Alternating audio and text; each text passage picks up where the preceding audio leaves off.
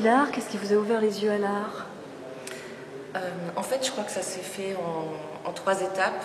La première, ça remonte à la petite enfance, parce que ma mère aimait beaucoup la peinture, même si elle n'avait pas une culture très étendue à ce niveau-là, mais en fait, je crois qu'elle se servait un petit peu de livres de Picasso, de Matisse, comme de livres d'images pour raconter des histoires, en fait.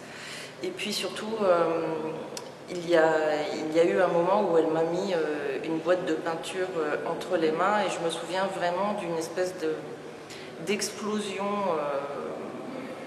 du simple fait de voir qu'il pouvait y avoir cette action de mettre de la couleur sur une feuille blanche.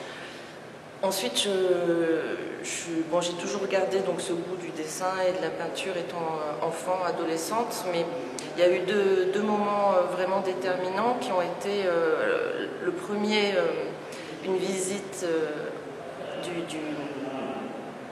d'antiquité grecque à Athènes, et j'ai eu le sentiment alors qu'il y avait vraiment une espèce de lien comme ça entre les époques, les cultures et les individus, et c'est quelque chose qui m'a vraiment beaucoup touchée.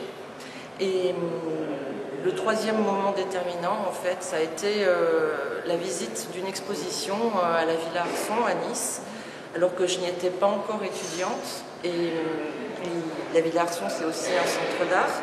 À l'époque, c'était dirigé par Christian Bernard, et il y avait une exposition dont je ne me souviens plus le nom de l'artiste, mais c'était simplement des fils de couleurs tendus dans une salle gigantesque.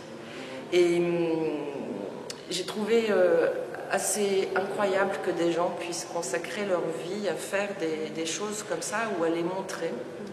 Et si vous voulez, un peu ces 3 éléments combinés m'ont vraiment donné envie de consacrer ma vie à ça.